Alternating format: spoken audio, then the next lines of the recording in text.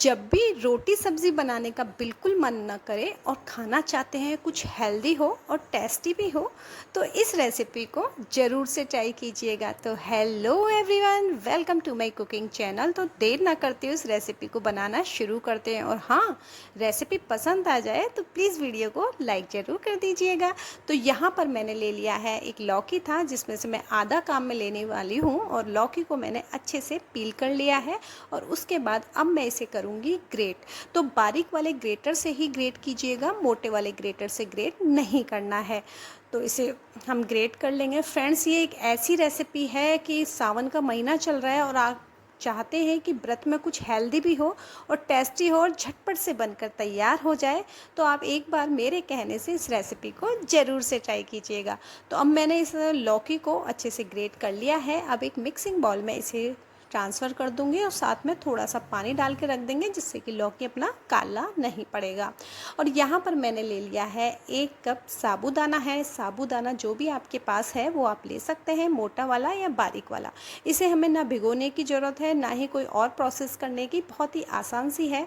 तो मैंने एक मिक्सिंग बाउल में इसे ट्रांसफ़र कर लिया है। आप चाहें तो इसे कपड़े से थोड़ा सा गीला कपड़ा कर लीजिए और साबूदाने को आपको पहुँच सकते हैं, जिससे कि इसके ऊपर जो भी डस्ट वगैरह होगी तो वो निकल जाएगी। मैं ऐसे ही जब साबूदाना आता है तो उसे पहले ऐसे ही क्लीन करती हूँ, उसके बाद ही डब्बे में भरती हूँ।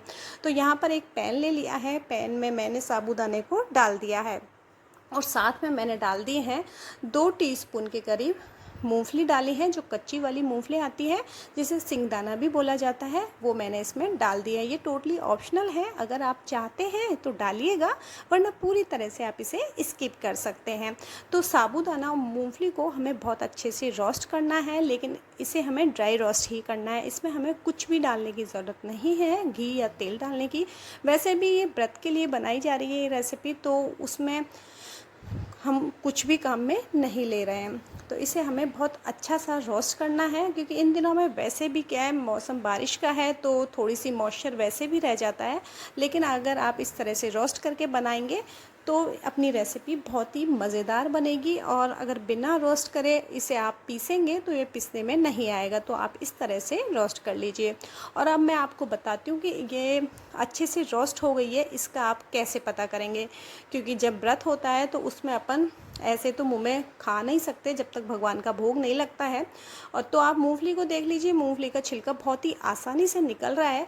लेकिन अब मैं आपको बताती हूँ साबूदाना चेक करने का तरीका। तो हमें क्या करना है, छोटा वाला इमाम दस्ता ले लीजिए, उसमें 4-10 के करीब या 5-6 जितने भी आप इसमें साबूदाने के दाने डालना चाहें आप ले लीजिए।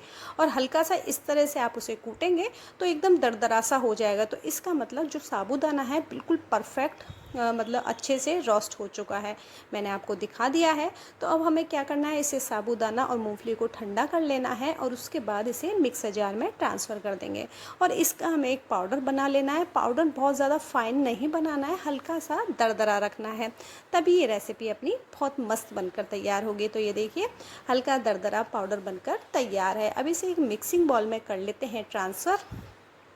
फ्रेंड्स, बहुत ही लाजवाब रेसिपी होने वाली है। अक्सर हम सोचते हैं कि साबूदाना भिगोना और उसके बाद और भी कोई प्रोसेस करना, ये झंझट कौन करे। तो ये झटपट वाली रेसिपी है, तो आप इसे ज़रूर ट्राई कीजिएगा। और 1 बड़ा चम्मच मैंने इसमें डाला है राजगिरी का आटा, जिससे थोड़ी सी बाइंडिंग आएगी।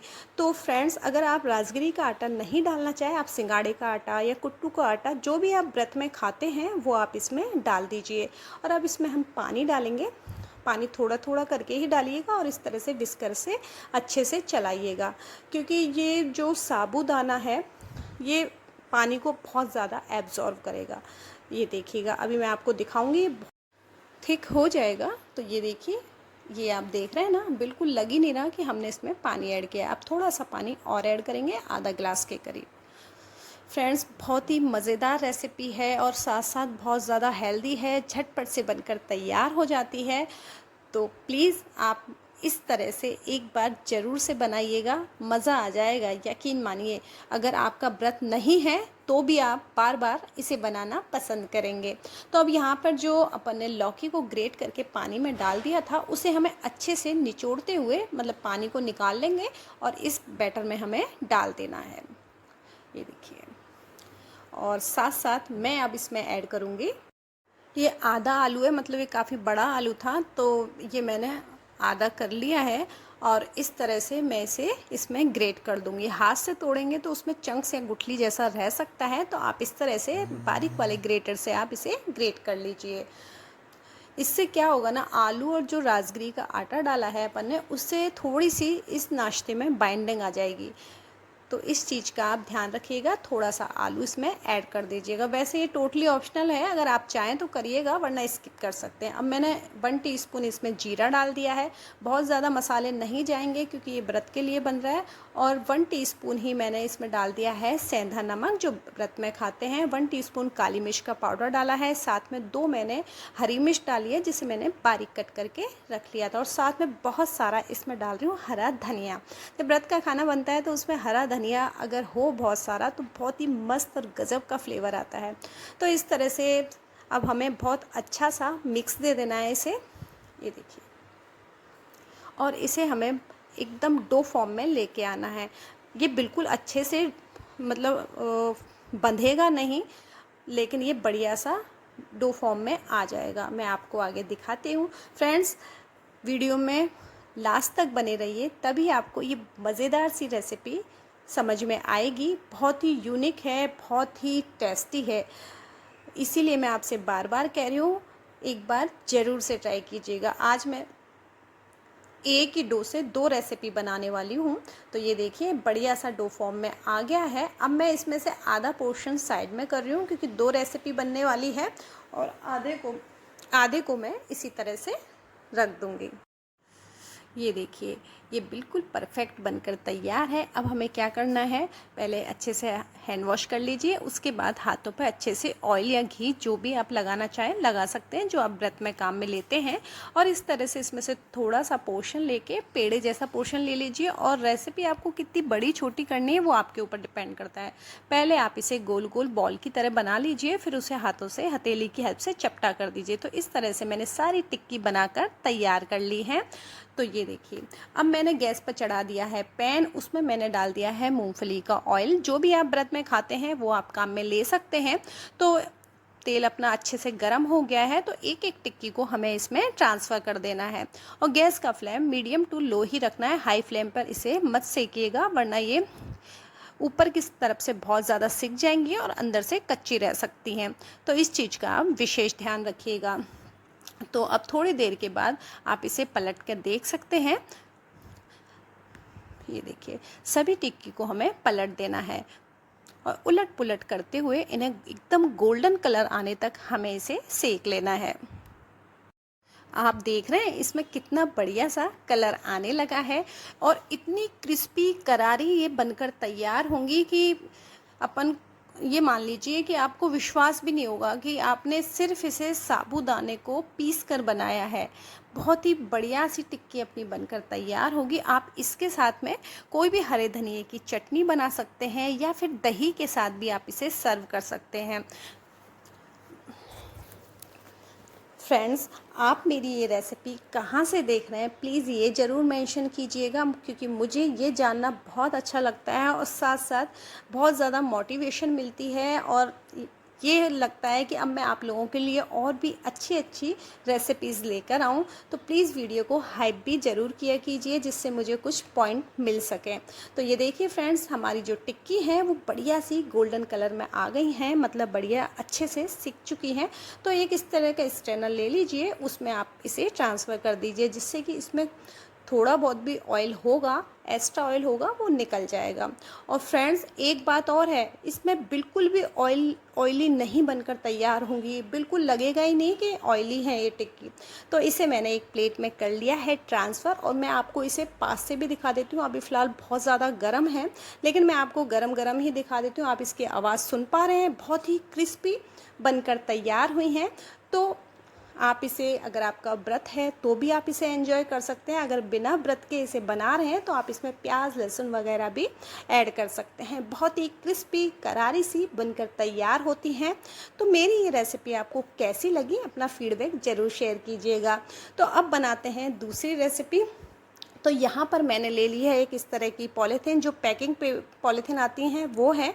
अगर आपके पास कोई दूध की थैली है या फिर आपके पास कोई रिफाइंड ऑयल वगैरह की थैली है, ये मेरे पास कोई ड्रेस वगैरह पैक होके आई थी, तो उस तरह की पॉलीथीन है, उसे आप अच्छे से मैंने वॉश कर लिया है इसे, और उसके ऊपर हल्का सा आप ऑयल लगा दीजिए, जिससे कि जब हम कोई रेसिपी बनाएंगे तो वो उसके ऊपर चिपकेगी नहीं। और थोड़ा बड़ा पोर्शन लेंगे और उसके ऊपर जो हमने इस तरह की पॉलीथीन ली है उसके ऊपर इसे रखेंगे, गोल राउंड करते हुए, मतलब बॉल जैसा बना लेंगे, और हाथों से जैसे आप वीडियो में देख रहे हैं इस तरह से आप प्रेस करते हुए एक बड़ा सा पराठा जैसा बना लीजिए।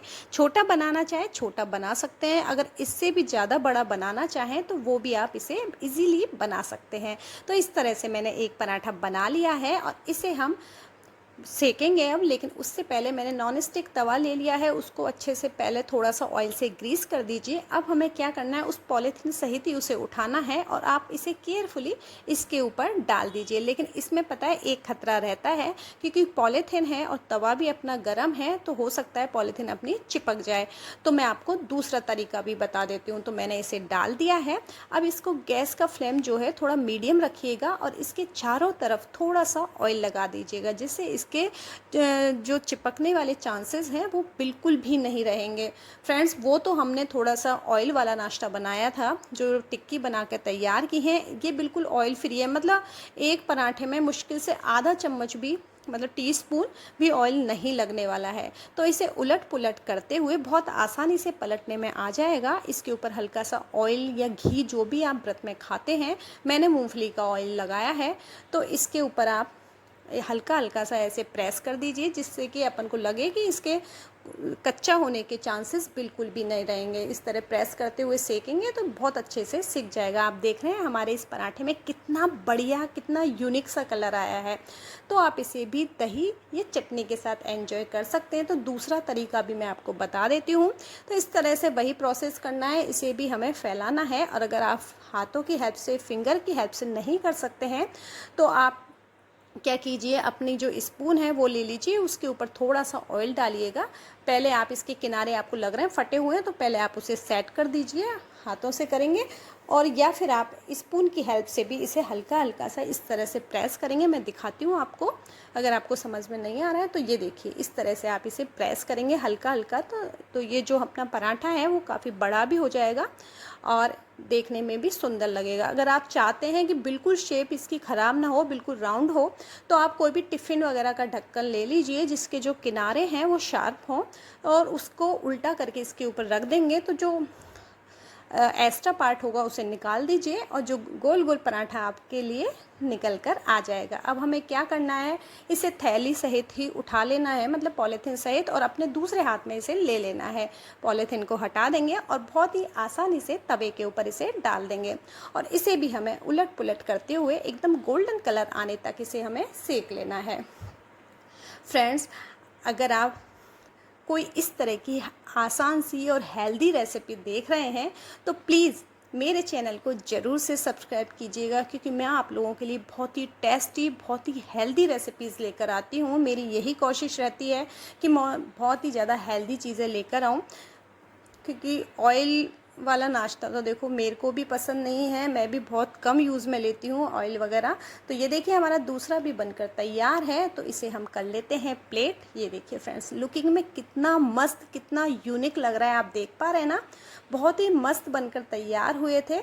ये देखिए, तो आप इसे एंजॉय कीजिए दही के साथ, चटनी के साथ। तो फ्रेंड्स, कमेंट करके ज़रूर बताइएगा कि मेरी दोनों रेसिपीज़ में से आपको कौन सी ज़्यादा अच्छी लगी।